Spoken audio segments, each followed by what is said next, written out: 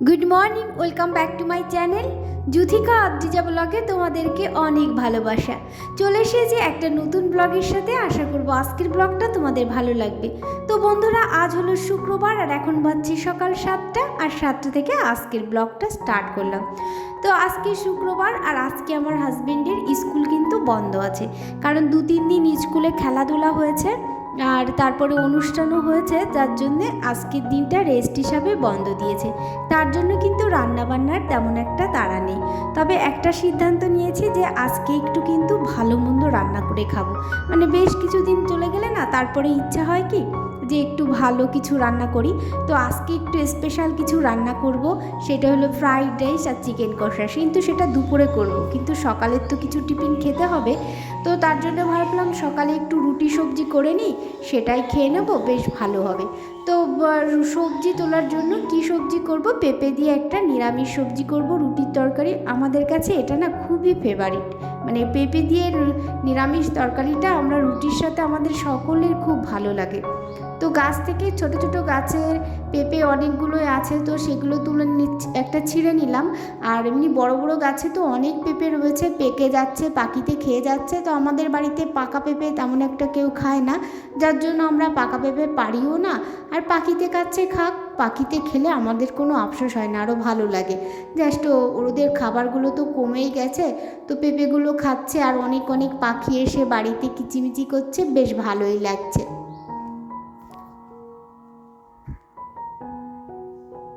তারপরে কালকে না একটু বৃষ্টি হয়েছিল, হালকা একটু বৃষ্টি হয়েছিল আর গাছের খুব পাতা পড়েছে, তো কলপাটটা না পাতায় ভরে গেছিলো।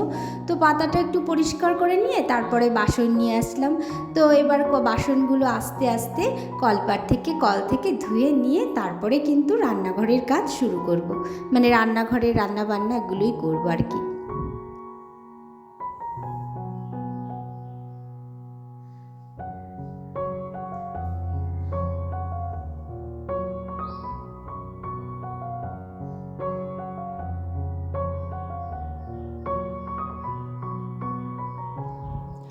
কল থেকে যখন বক বক করে জল পড়ে না, তখন বাসনগুলো ধুয়ে নিতে এত ভালো লাগে।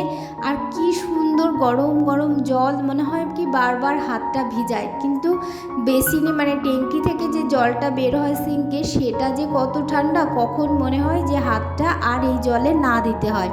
কিন্তু হলো কি কলের জলে কিন্তু বারবার হাত দিতে ইচ্ছা হয়, পা ধুতে ইচ্ছা হয়। তো যাই হোক, কথা বলতে বলতে বাসনগুলো ধোয়া হয়ে গেল। আর এই যে দুপুরে রান্না করব কিন্তু উনুনে, তার জন্য কাঠ টাট গুছিয়ে রেখে দিচ্ছি, হাঁড়ি টাড়িও সব ধুয়ে রেখে দিয়েছি জল ভরে দুপুরের রান্নার জন্য। আর এখন যে রুটি সবজিটা করব সেটা কিন্তু গ্যাসেই করে নেব। আর এই দেখো আমার জ্বালানির ঘরে কত কাঠ জমা হয়ে গেছে, এর থেকে অনেক অনেক বেশি কাঠ ছিল, তো সেগুলো রান্না করে ফেলেছি। আর এখন না শীতের সময়টায় কিন্তু এই কাঠে রান্না করব, কারণ আমি যদি অল টাইম কাঠে রান্না করি তো কাঠ তো তাড়াতাড়ি শেষ হয়ে যাবে, তারপর আমাকে কাঠ কিনতে হবে। আর কাঠের যা দাম না, তার থেকে আমাদের যে অল্প কিছু রান্নাবাড়ি, সেটা আমাদের গ্যাসে করে নেওয়াই বেশি লাভ। কাঠ কিনে রান্না করা আর মানে বড় উনুনে রান্না করে আর কাঠ ফাড়াই করা, কাঠ আনা, কাঠের প্রচুর দাম, তার থেকে গ্যাসে অনেক বেশি লাভ হয় আর অনেক দিনই আমাদের গ্যাস যায়। তো শীতের দিনে একটু কাঠে রান্না করতে ভালো লাগে। তারপরে বেশি রান্নাবান্না হলে, ভালো কিছু রান্নাবান্না হলে তখন কাঠেই রান্না করব, তার জন্য কাঠগুলো বেশি আর কি পোড়াবো না, আর উনুনে মানে গ্যাসেই রান্না করব। তারপরে এই যে মা আর বাবা রোদে এসে বসছে, ওনারা তো অনেক বয়স্ক, অনেকটা দেরি করেই ঘুম থেকে ওঠে। তো আমরা চা খেয়ে নিই, যখন মা বাবা উঠে রোদে বসে তখন কিন্তু মা বাবাকে চাটা রোদে বসেই দিয়ে দিই। বেশিরভাগ দিন কিন্তু রোদে বসেই চাটা দেওয়া হয়। আর এই যে চালের গুঁড়ি এনেছিল বাজার থেকে, তো চালের গুঁড়িটা না কেমন একটা গন্ধ করছে, তা সবাই বলছে চালের গুঁড়িটা ভালো করে রোদ দাও, গন্ধটা আর করবে না। তো রোদে দিলাম, জানি না কি হবে, তারপরে আবার খাওয়ার পরেই বুঝতে পারবো। তো তারপরে এই যে তরকারিটা ওদিকে হচ্ছে আর এদিকে আটাটাও আমার প্রায় মাখা হয়ে গেছে। চটজলদি সকালের টিফিনটা করে নেব।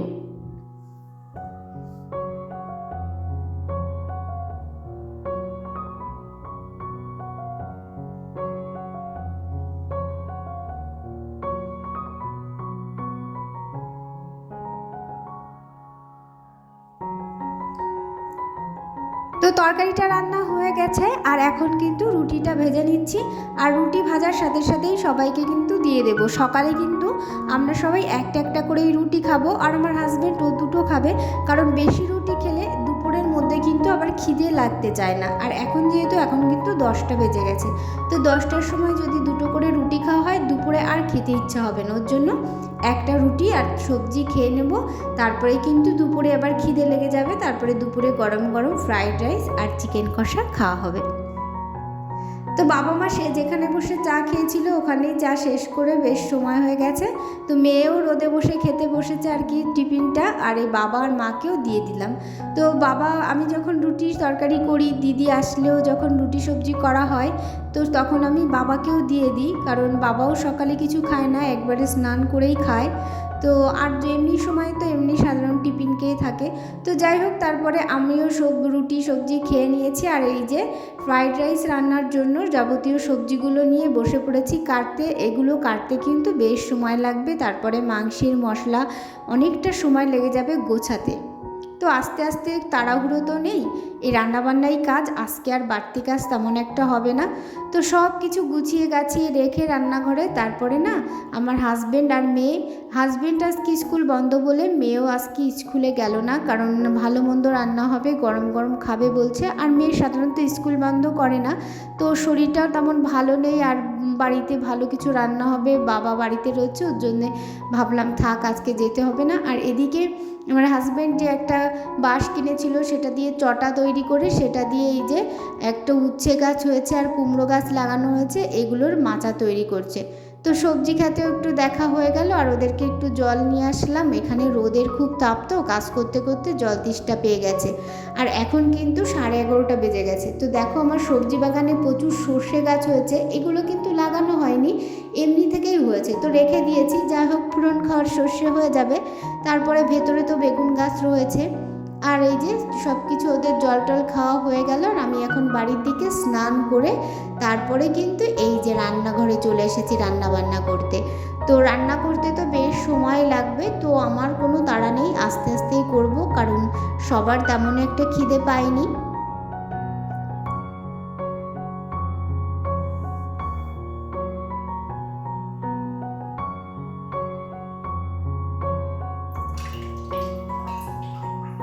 আর এই দেখো, আমি উনুনের পাশ দিয়ে এই যে টাইলসগুলো দিয়ে দিচ্ছি, কারণ এগুলো দেওয়াতে আমার কিন্তু রোজ রোজ উনুন লেপতে হয় না। এটাও তোলার পর, মানে এটা তোলার পর উনুনটা যে অবস্থায় ছিল, ভাত রান্নার সময় দিতে হয় না, ভাতে তো আর তেল ছিটে না, তার জন্য কিন্তু ভাত রান্নার সময় দিই না। যখন আর কি সবজি রান্না তরকারি রান্না হয় তখন এগুলো দিয়ে দিই। আর এগুলোর ওপর দিয়ে কিন্তু তেল, তারপরে কালি যেটুকুই হোক এর উপরে পড়ে, আর উনুনটা কিন্তু পুরো ফকফকেই থাকে। আর রোজ রোজ উনুনটাকে লেপতে হয় না। আর রোজ রোজ যদি উনুনটা লেপা হয় তাহলে কিন্তু উনুনটা কেমন, মানে সৌন্দর্য নষ্ট হয়ে যায়, আর ওই লাল তেল চিটচিটের জায়গাগুলো কালো হয়ে যায়। ওর জন্য উনুনকে সুন্দর রাখতে আমার এই ব্যবস্থা। তারপরে হঠাৎ করে দেখছি মা চলে এসছে। মার ফোনে পয়সা ছিল না বলে আমি ফোন করে মাকে পাইনি, কিন্তু মা অনেক কিছু দেবে। আর এদিকে আমাদের এখানেই মা ডাক্তার দেখাতে আসে, তো এখানেই মা গিয়ে ডাক্তার দেখিয়ে তারপরে আমাদের বাড়ি চলে এসছে। আর মা না অনেক কিছু নিয়ে এসছে, তো ভাবলাম যে মা এসছে, যাক আজকে ভালো মন্দ রান্না হচ্ছে, খেয়ে যেতে পারবে। কিন্তু জানো তো, এমনই অবস্থা যে আজকে শুক্রবার, আর মা, আমার বাবা মা শুক্রবারে নিরামিষ খায়, তার জন্য মা কিন্তু কিছুই এগুলো খেতে পারেনি। এই যে মা কী কী নিয়ে এসছে, আমাদের গাছের কুল, তারপরে গাছের কলা, তারপরে গাছের বেগুন, গাছের কুমড়ো, আর হলো গিয়ে নারকেল, গাছের নারকেল প্রত্যেকটা আমাদের বাড়িতে হয়, মানে কলাগুলো আমাদের কলার জমি আছে, আর হচ্ছে নারকেল বাড়িতে 4-5টা নারকেল গাছ আছে, আর বেগুন গাছ আছে। এই যে বেগুন, কুল সব কিছু আমাদের বাড়িতেই হয়। তো সেগুলো কিন্তু আমাদের এরকম করে আমরা গেলে নিয়ে আসি, আর মা বাবা যে কেউ আসলে নিয়ে আসে, ভাই দিয়ে যায় প্রচুর, মানে আমাদের ও বাড়িতে প্রচুর নানান ধরনের সবজি তরকারি হয়, সেগুলো কিন্তু সবসময় আমরা নিয়ে আসি। যাই হোক, এই যে মাংসটা কষা হয়ে গেছে সুন্দর করে, অনেকটা টাইম ঢেকে ঢেকে মাংস কষিয়ে নিয়েছি। এবার হাঁড়িতে প্রথম গরম জল করে রেখেছিলাম, সেই গরম জলটা দিয়ে দিলাম।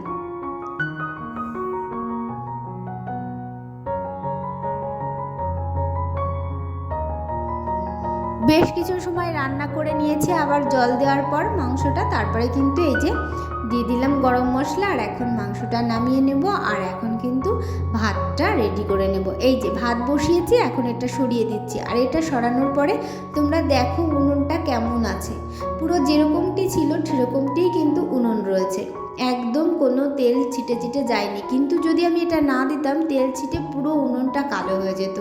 যাই হোক, এখন জলটা ফুটিয়ে তারপরে কিন্তু আমি বাসমতি চালটা 2-3 ঘন্টা ভিজিয়ে রেখেছিলাম। এখানে একটা আমার কথা, যে বাসমতি চালটা যত বেশি ভেজানো হবে তত কিন্তু ভাত একদম ভাঙবে না। যে নতুন রান্না করবে সেও ভাত রান্না করে ফ্রাইড রাইস কিংবা চিকেন কষা বিরিয়ানি বানাতে হলে কোনোটাই কিন্তু চাল যদি 2-3 ঘন্টা ভেজানো থাকে তাহলে কিন্তু ভাত একদম ভাঙবে না। তো আমি কিন্তু এরকমই করি, চাল 2-3 ঘন্টা ভিজিয়ে রাখি, আর চালটা ভিজে পুরো সাদা হয়ে যায়। তারপরে আমার এই যে ফ্রাইড রাইসটা কিন্তু রেডি হয়ে গেছে। আর বেড়ে দিচ্ছি গরম গরম, আমি একটা বড় গাবলাতে বেড়ে নিয়েছি। তো তোমরা দেখতে পাবে যে ভাতটা কত সুন্দর হয়েছে, আর যে একটা ভাতও কিন্তু ভেঙে যায়নি। এর জন্য কিন্তু আমার এক্সট্রা কোনো বাহাদুরি নেই, এটা শুধু চালটা বেশিক্ষণ ভিজিয়ে পুরো সাদা করে ফেলেছিলাম, তো তার জন্যই ভাতটা একদম ভাঙেনি।